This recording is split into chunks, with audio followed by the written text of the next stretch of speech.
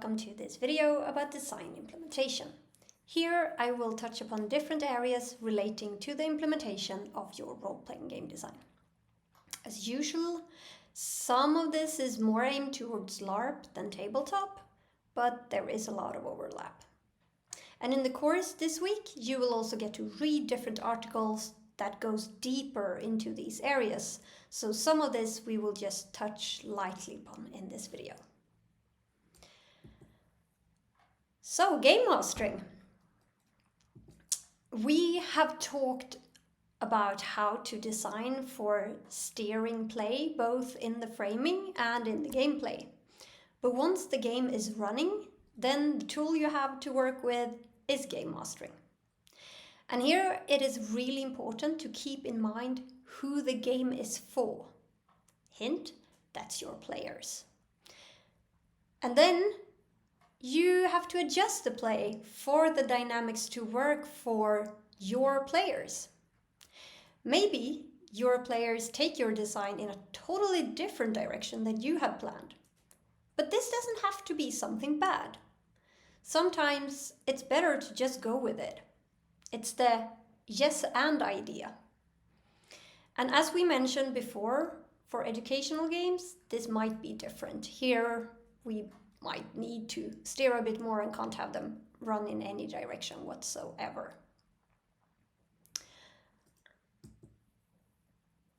So, one of the problems when running a larger game is knowing what is going on in the story. Is the game going in the right direction? Do all players have fun? If you don't know that something isn't working, you can't really fix it. And the most important part here is actually done before the game, in the design and the communication with the players. If you have created a culture where the players feel safe and that they can come to you with questions and concerns, there is a high chance that they will come to you also if they have any problems in the game. Another thing you can do here is to have NPCs that can come and report about what's going on in the game to help you get an overview. They can be your eyes and ears. And maybe if you yourself are playing a character in the game, then you have to remember that you will only see parts of the game, and you still need to have at least some organizer that is approachable to the players. So when you are picking a character to trying to figure out what is going on in the game, it can be strategic to pick a very low status character, like a servant or a postman, that can get in anywhere, and it isn't strange if they pass by and they have a reason to talk to everyone if needed. And that is actually really helpful.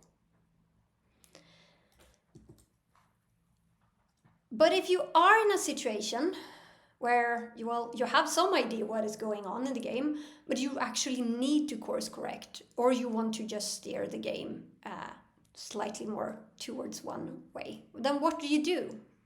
Well, there are many things you can do. Here are some examples. You can use meta techniques to steer the game. You can talk to some of the key players or NPCs to have them steer the game in a specific direction. You could actually play a high status character yourself and use that in-game status to steer the game in a different direction. Important here is that this can actually take away agency from the players. You need to be a bit careful about how you do this. Or, as we mentioned before, you can play a low status character, and then you could also ask for help and thereby steer the game. You can also use behaviorism that we mentioned in the earlier videos to encourage certain types of play by giving that extra attention and focus. This is something I sometimes do when doing edu-larps with new players who don't know how to LARP. And I ask them about what should we do, and they come up with 5 different ideas, and then I steer my focus towards the one that is going in the direction we need the game to go and say, yes, we should try that out. And I just put less focus on the ones that wouldn't really work. Another way to steer the game when game mastering is to plant information. If you mention something enough times, it will become a part of the game. So you can plant things by mentioning them in passing to people on many different occasions. It can also work to come up with suggestions for what to do, but then actually leave the decision up to the players. And depending on what type of suggestions you give, you can try to steer the game in the direction you want it to go.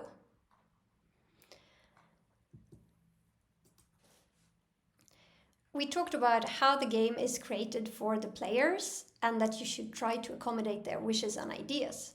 And this is usually the case. Your players are co-creating the game. They should have agency. But there are cases where you need to say no. As the game master, you usually, well, depending on the design of the game, have a larger overview of the story and what is going on. Your players will only see their part of the game. This means that some decisions might make total sense for their character and their part of the game, but could have a very negative effect on other parts of the game or the story as a whole. And here I recommend using the no but technique instead of the yes and. In the no but, you say no, but you try to accommodate or incorporate some parts of what the players want.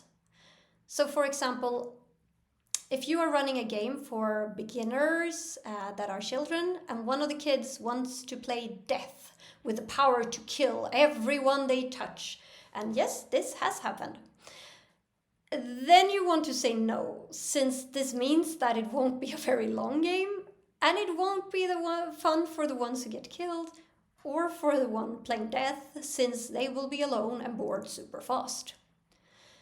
But what you can do is try to incorporate a bit of what they want. So maybe give them the option of playing the grandchild of death, who unfortunately hasn't inherited any of death's power.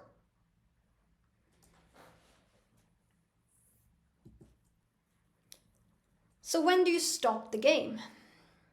Well, this depends a bit on your design. If you have a fully transparent design with a very clear ending, then you probably have to play it all through. But in a lot of games, the endpoint isn't set so the players knows about it. And this can be useful for you as a game master. If the players don't know what you have planned, it means it doesn't have to go as you planned. I like to end either on a dramatic high point, leaving when you feel you want more, or after some kind of conclusion, depending on the game. There can be other situations depending on your type of game, but no matter what the situation is, it might show up earlier than planned.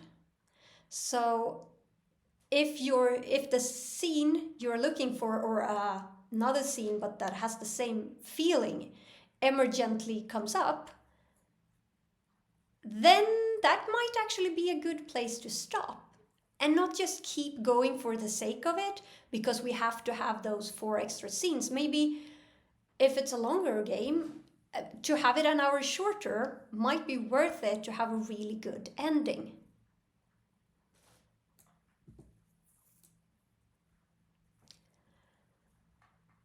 One part about game mastering is about distributing play, to make sure everyone has something to do and that not just some people get all the gameplay. As a game master or facilitator, this is your job. Meta techniques like monologue and NPCs in a tabletop game can be really good for shining focus on players that are not getting as much space, maybe because they are playing a shy character. In relation to this, I also want to remind you that high status means play distributor. When playing a high status character, your job is to make sure to distribute play to other players. And this is why it sometimes actually can work very well to play a high status character also as one of the game masters. It can also work to play a very high status character that are really incompetent or lazy, and therefore gives all the work, aka plot, to other people. Oh, I just heard that there seems to be a problem with something sneaking around in the basement. Be a dear and look into it for me. I'm sure you will handle it just fine. In the previous videos, we have talked about how to work with this in the design. And I just want to go back to that for a short moment and highlight that when working with plots, have more plots than needed. That means that it's okay if some plots die, because there will still be things to do, because there are backup plots. And when it comes to plots, remember that it's usually a good idea to spread the same plot out to more than one person. That means that if someone gets sick or takes their play in a different direction, then they won't leave other players hanging. One way to handle this with play distribution during the game is to work with rumors. In a classic fantasy LARP in Sweden, it is very common that they used to have a pen and a paper put inside of the outhouse door. So when you went to the bathroom, you could write down rumors that you wanted others to know about to create gameplay. It became a way of getting secrets out into play, and also a way to have something to do when you went to the bathroom. Another version of this emerged during one of the College of Wizardry LARPs. There, one player got invited to a plot scene that they didn't really have time for. They had other gameplay they preferred to do. But they realized that this could be interesting for someone else, so they wrote it down on a note and they put it on a table in their dorm common room for someone else to take. This then spread and started being used by more people. So, for example, ritual to bring harmony will be performed in the schoolyard at 14 hours. 2 spots are available, put an X here if you take one of the spots. And this can be used also by you as a game master. If you have that system in place, you can add plots to create and distribute gameplay and also get to see a bit of what is going on.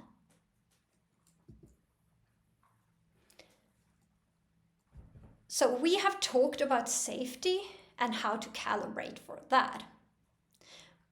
But I also want to mention the calibration of the gameplay.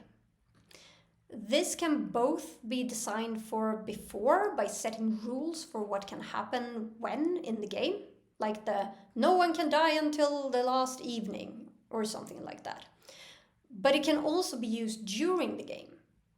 If you have a longer game you're running, you can have breaks between the scenes, or if you don't have clear scenes, maybe in relation to a certain time, like every morning, where you then give the players a chance to off-game calibrate, to have a quick check-in in their group to see if everyone is getting the gameplay they want and if there is something they need help with or want more play on.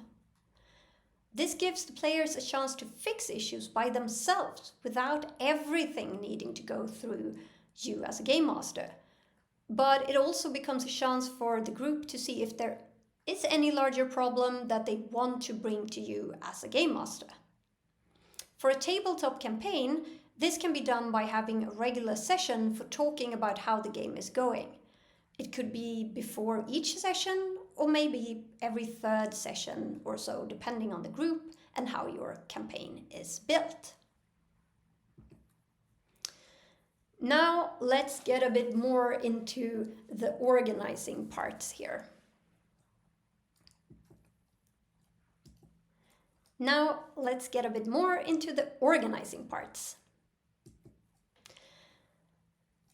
So emotional planning, a lot of this we have already covered in previous videos, so I can recommend going back and review the safety videos, for example. But for you as an organizer, there are also things that are important when it comes to planning for the emotional parts. So the game is closing in. You're going to run your, your weekend LARP. And it's just 2 days until the game is starting and you are running out of time. You have too much to do. What do you do? Well, ask for help. Like, even if it feels like it's going to be more job to just ask for help, please ask for help. It's super important. And maybe have a list already of who you can ask for help. Then you also need to prioritize. What is actually crucial for the game to run? And here you might also need help, because once you really are deep down in that cone of stress, you can't really think straight. That is when you can sit for hours putting sigils on paper instead of making the schedule for the kitchen. You want to have things like this fixed in a good time before the game, and that is not always easy. So by starting by at least doing a prioritization list before the game, you have something to fall back on when you're super stressed. What is it I need to do? You shouldn't actually have to cut stuff out of paper last minute. I mean, those are stuff that could have been done earlier. There are some things that can't, like maybe you don't have access to your location, so you can't put up the lights before.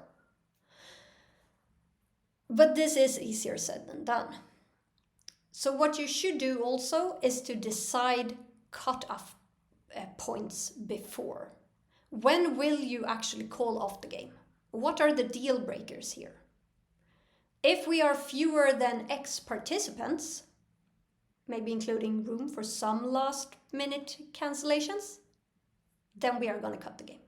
Or if we are fewer than X organizers or volunteers, then we are canceling the game.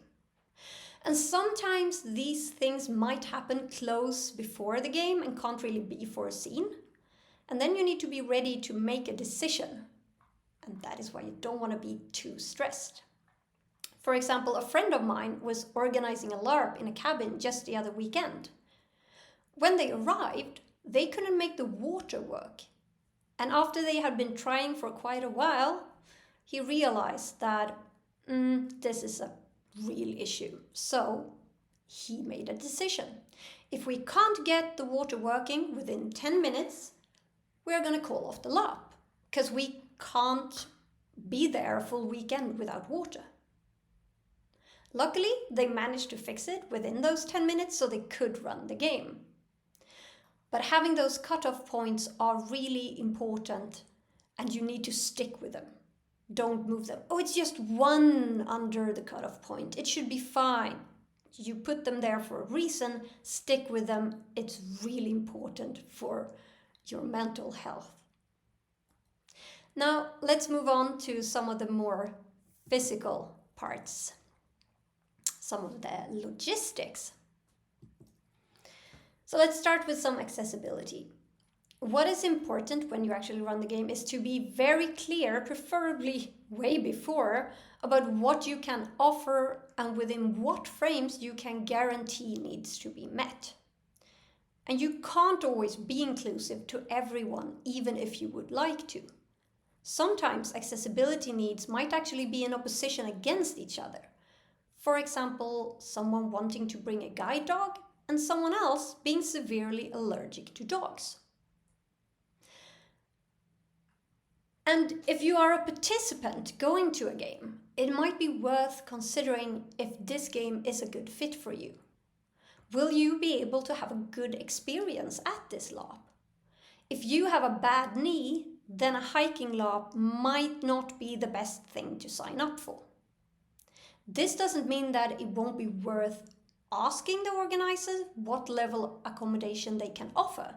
Maybe it could be doable to have a great experience anyway by hanging out at the camp if the game is built so they will start and stop at the same place every day. Just remember that it is also important to take responsibility for yourself and not put yourself in a bad situation if it could have been easily avoided.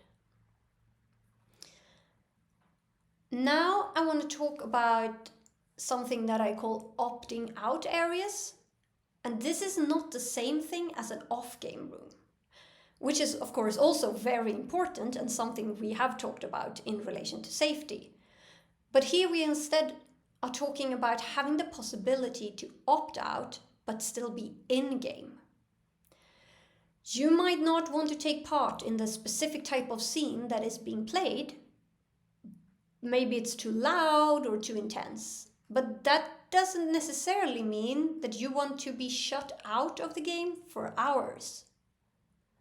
So if you only have one large room for the game and then you have outside areas but it's really cold outside, this means that in the evening, if someone wants to opt out of scene in the main room, they might be more or less forced to go to the off-game room because there is no other place for them to go and play the game. And that also becomes an accessibility problem. So think about that, because it can be really, really annoying standing there, wanting to play the game so hard, but being uncomfortable being in the main room. Extra supplies. Well, our players, they are humans. We will forget things. So it might be a good idea to have some extra supplies with you. Like when I was going to a LARP and I had forgotten my sleeping bag at a friend's house, but that friend was also going to the LARP, and my friend then promised to bring my sleeping bag, but then they forgot, and I was standing there in the middle of the forest without one. In my case, it actually worked out between players because some had brought a lot of extra things, so we didn't have to go to the organizers. But things like this happens, so it's good for you to have extra stuff, extra blankets, extra food. It depends on what type of game you're planning, but bring extra. Or extra pens if you're doing standard tabletop. How many times haven't we had that situation where people have to share a pen because someone forgot to bring one?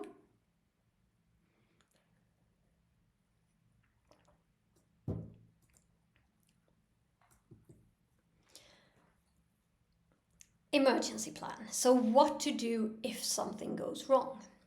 You want to make sure that you already before know things like, where are the closest hospital? How do I get there? What are the coordinates for the place you're at if an ambulance needs to be called? You don't want to stand there in that situation trying to figure that out. You want to have that done. What are the escape routes of the venue, and are everyone informed about them? Do you have a medically trained person available? And do you know if you have any more medically trained people among your participants maybe? Or just basic things like have a first aid kit available.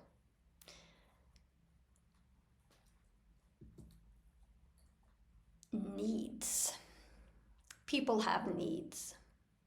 Here we have Maslow's pyramid. I mean, you've seen it before and we have mentioned it before, but this is really important when organizing a game.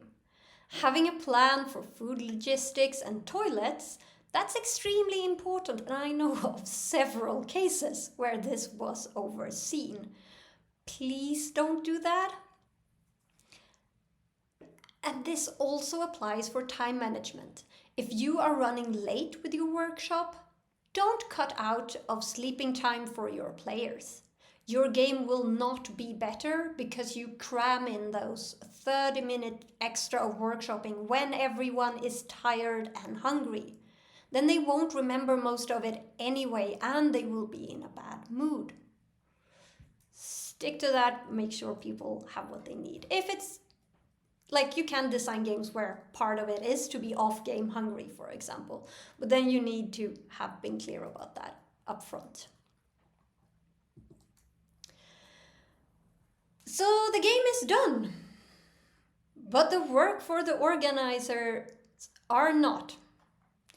You still need to handle the cleanup. And how will this be handled? Well, everyone, players and organizers alike, help, all of them will be super tired. And what happens if someone needs to leave early? When people are tired, they can get really grumpy about those stuff. And do you have a clear plan for what needs to be done if you ask people to help? Because then you have to spread out and tell people what to do and what is the work that needs to be handled. I have also heard about LARPs where everyone was responsible for cleaning out their own camp area, and the organizers then at the end, after everyone had left, did a last check around the LARP site. Then they found out that one of the groups had taken all their trash, put it in a large bag that they then had tried to hide away in a bush. At a LARP where everybody was adults. You would expect more. So this of course meant that the organizers had to take care of it.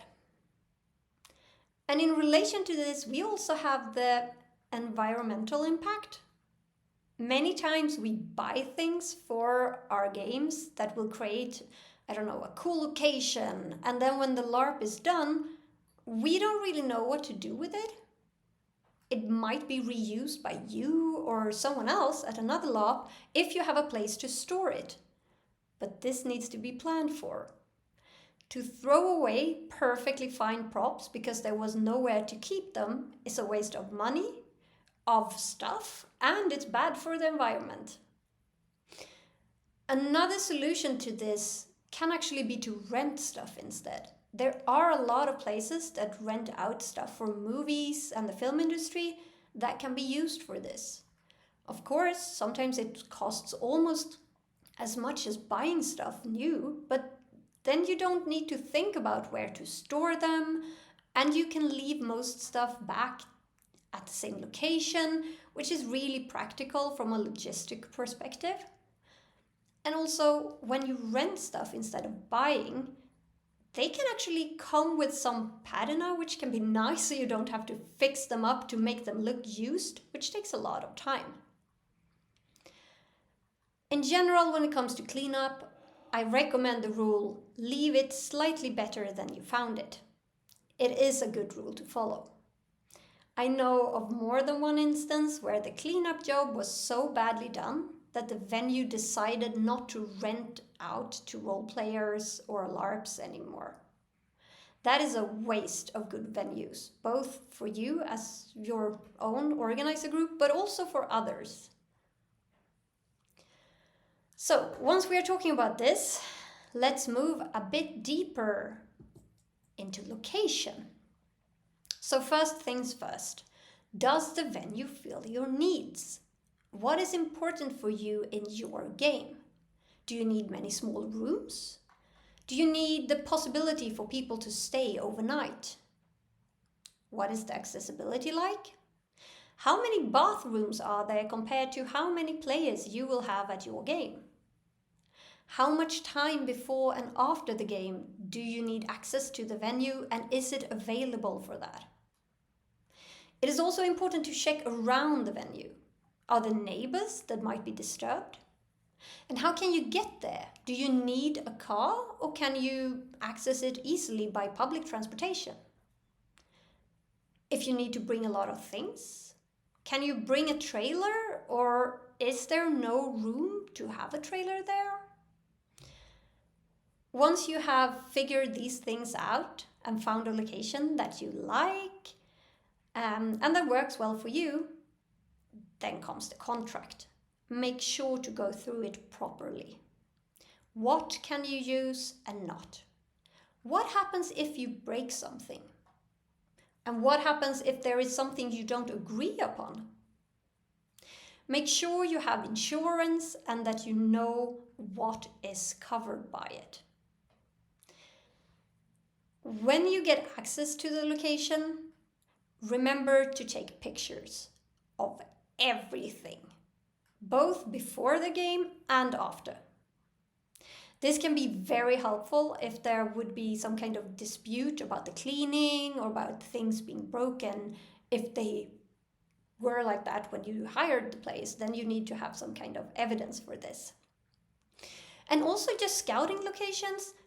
Take pictures of the fire escape maps, because that is a great tool for helping you remember the layout and to be able to plan how the LARP will be after you left. You can go back and see what does the venue look like.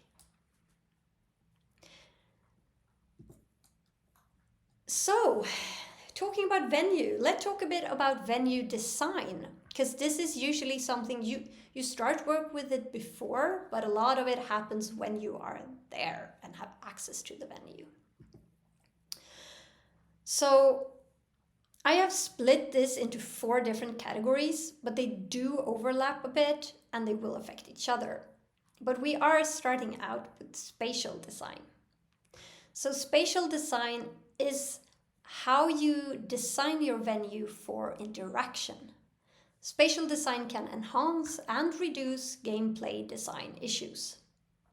How you place things in a room can affect your game a lot. Some things come very clearly with the space. A classic example is large castle LARPs, where one of the issues that come with that type of venue is for players to find each other. If we have 100 players and 300 rooms, then how do they find the people they have relations with? You don't want your players to spend the majority of their time just running around looking for each other. One way to solve this is to work with a schedule. By having specific reoccurring events, you can gather people, things like meals or maybe classes if it's in a school setting. Other things will have consequences and might not be as easy to foresee. One example was in the LARP Monitor Celestra. That was a sci-fi based LARP that was inspired by Battlestar Galactica. The LARP was played in an old Monitor battleship that is part of a museum today. The designers had asked another person to design a system for running the spaceship. And this design was inspired a bit by, like in Star Trek, where you have a number of different control systems at the bridge that needs to be run by different people. And they will talk to each other and communicate in the room and adjust what is needed on their console to make things happen. When it was time to set it all up on the ship, the organizers felt that this would lead to a lot of the gameplay being focused on the bridge, and a lot of the players wouldn't have access to the bridge and therefore not get to be a part of it. They therefore decided to spread the different consoles out on the ship and then have a type of intercom system to handle communications. And this might, at a first glance, seems like a really good plan. And it could have been, depending on what you wanted to achieve. But in this LARP, there was also different fractions with different agendas and conflicts between the fractions. So spreading out the consoles meant that different fractions would have control over different ones, and they did not want to cooperate with each other. So that actually meant that the ship wouldn't be able to travel anywhere or do anything, since the people in charge of that won't communicate with each other. And for a LARP that is partly about fleeing from evil robots and trying to explore space, that is not a great thing. And it didn't really help that the intercom system, of course, decided to glitch at times, so the bridge didn't really know what was going on at the consoles and the other way around. Think about affordances when you create your spatial design. You can steer movements in the space by blocking off parts with furniture or locking doors, making people take other routes. By creating places to eavesdrop or making it hard to close any doors, you can make sure that secrets come out and drama can happen. Or if you want your players to move around a lot, don't have loads of super comfy sofas and chairs that people just want to sit in. but you should still make sure that there are opportunities where you actually can get to sit down for those that need to. The next thing we will talk about is scenography. And scenography is about designing the space to create a certain mood, to give players a deeper experience about aesthetics, helping with immersion, and offer ways to interact with the story through, for example, interactive props, and maybe also just for taking cool pictures. It is about creating illusions with small means that help enhance the experience. It's about sorting away the unnecessary and keep the essentials to still manage to represent the feeling you're after.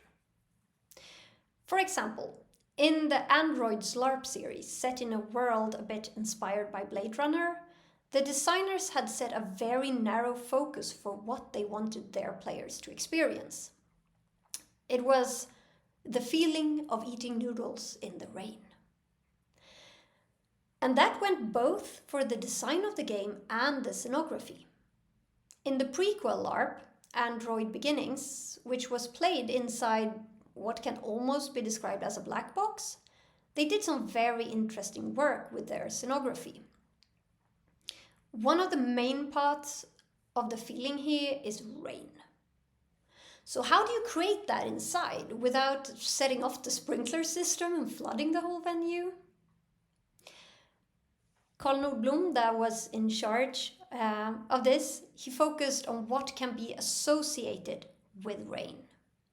The sound of it, the shine it creates on the pavement and small droplets hitting you. So he set up an ambient soundscape with the rain sounds just to create that type of sound. And then he set up a horizontal drain pipe which dripped from about 1 meter down into a barrel to have that feeling of droplets, like when you passed you could get a little squish on you. And then he used a small aquarium pump and a tube to return the water up to the drain pipe again so it could just keep going. On the floor, he put a black sheet of plastic that would protect the floor but also reflect light to making it look wet. By using small means, you got the feeling of being in a rain-soaked city inside. In the picture here from the LARP, you see the slightly more advanced version that they did with having a perforated garden hose that dripped water down at the tin roof that they built to add even more sound and splatter. So if you look at the picture, at least for me, it looks like I'm in a city. It doesn't look like I'm in a black box somewhere. Sometimes when you work very abstractly, it can be hard to agree on things. What is the world like and what is it not? Even when we are trying in our co-creation, sometimes that is hard. And scenography can help to create a common view of the world and what is part of it and what isn't. In your scenography, you can create environments that people recognize, and that helps them understand what affordances they have in that space. And the affordances can be different depending on what type of character they play. If you would set up a desk with an old coffee cup on it and a cupboard with a file system and a lot of folders in it and some bad lighting, then the players that play a cop and the player that play a citizen that needs help will both recognize this type of space, and they will see that they have different affordances in that space. The cop would probably feel fine to go in and pick out files, and that is not something the citizen would do. It's the potential of the familiar. Your scenography can also affect and interact with your spatial design. They do go hand in hand. Through scenography, you can create different zones for different types of play. It's like when you have a party.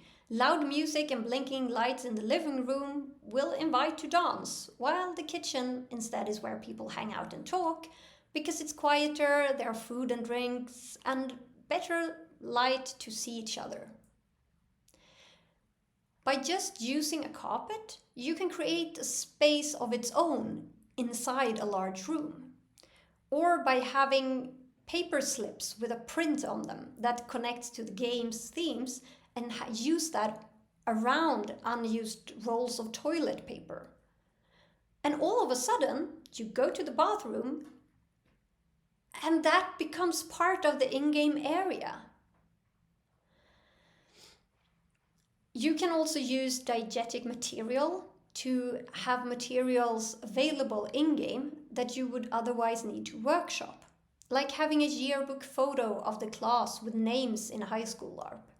There can be copies of this available in-game, which will help players remember who is who at the LARP, instead of having to practice and trying to do a lot of workshopping around that. Costumes can also be seen as a part of the scenography. If everyone is wearing the same long green jacket, it will create a feeling of coherence in the room. And one way to solve this is, of course, to provide all your players with costumes, but that is a lot of work and many times not really doable. Then it can instead be helpful to be clear about the color scale for the LARP. Are we working with only beige and pale pastels maybe? Or is it crazy neon colors? Also, working with a shape or silhouette guide can be really helpful, especially for historical games. The most important thing might not be that everyone has period correct clothing. By clarifying what types of silhouettes were worn and how you can fake that, you can help your players create amazing outfits in a much cheaper and easier way and still get the feeling you're after. Sound design. We have already touched upon this a bit, that you can use sound to create a mood. One way we did that in an edu-larp that was about taking decisions under pressure was that we used a clock sound that would be going in the background during the whole LARP, so you would hear a steady tick, tock, tick, tock.